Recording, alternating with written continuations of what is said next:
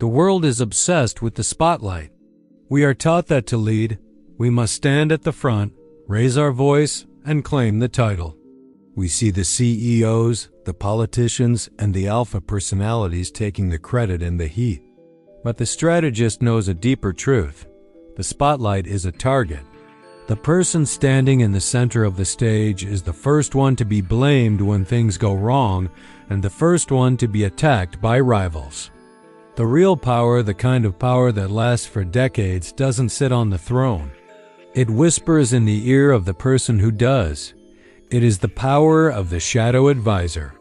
While others are fighting for the crown, we are the ones drawing the map they used to find it.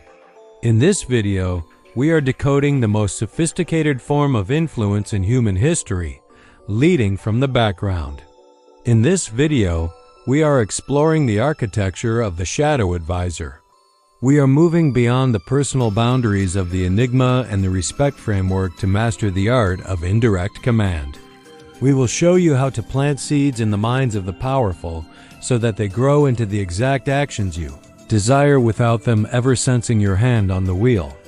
We will break down the psychological concept of self-generated persuasion, where people will defend your ideas as their own with 10 times more vigor than if you had told them what to do.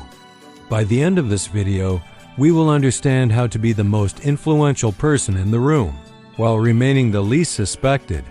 Have we ever been right, but been ignored? You suggested a perfect solution in a meeting. You told a partner exactly how to fix a problem. What happened? They argued, they resisted. They did the exact opposite just to prove they were in charge. This happened because we made a fundamental error. We attacked their ego. When we give a direct command, the human brain triggers a resistance reflex. People don't care about the right answer as much as they care about being the source of the rightness. By trying to lead from the front, we made ourselves an obstacle to their pride. We ended up frustrated, watching them fail with an inferior plan. Today, we stop fighting the front door of their ego and start walking through the side entrance of their subconscious. The shadow advisor relies on a psychological law called the ownership bias. When a human being believes an idea originated within their own mind, they feel a hit of dopamine. They become emotionally invested in its success because its success is their success. If we tell them the answer, it is our idea, and they can reject it. If we lead them to the answer, it is their idea, and they will fight to the death to protect it. We also utilize priming. By scattering specific information in their environment days before a decision is made, we are preloading their logic. We aren't convincing them. We are providing the ingredients so that when they finally bake the cake, it's exactly the flavor we wanted. We are utilizing their need for authority against them.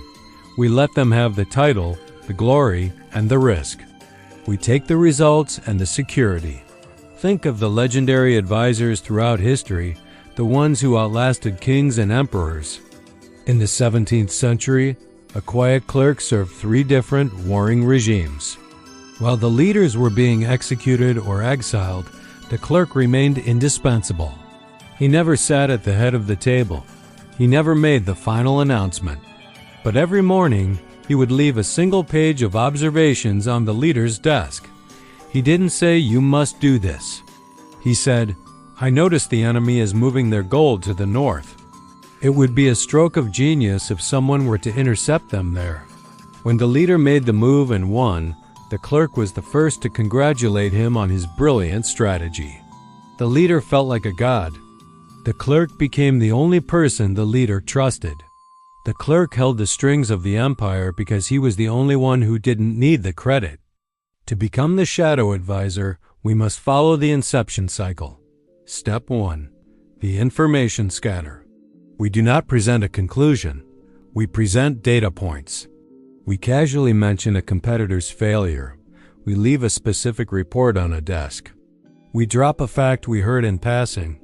We do not explain why it matters. We let their brain do the work of connecting the dots. We want them to feel the aha moment on their own. Step 2. The Socratic what if. We never say we should do X, we ask, I was wondering, what would happen if the market shifted and someone did X? By framing it as a hypothetical curiosity, we bypass their ego. We aren't suggesting a move. We are inviting them to solve a puzzle we've already solved. Step 3. The false alternative. When it is time to make a choice, we give them two options. Choice A is the disastrous path we want to avoid, but we frame it as the easy way. Choice B is our shadow command, the path we want them to take. We frame choice B as the difficult or elite option that only a true leader could handle. Humans are hardwired to choose the path that makes them feel superior. Step 4. The total credit handoff. This is the hardest part for the ego, but the most powerful for the strategist. When they finally suggest our idea, we act surprised. We say, "I hadn't thought of it that way." That's a bold move. The moment we let them own the idea, they become its slave. They will work twice as hard to make the plan succeed because their reputation is now attached to it. Most people are addicted to credit.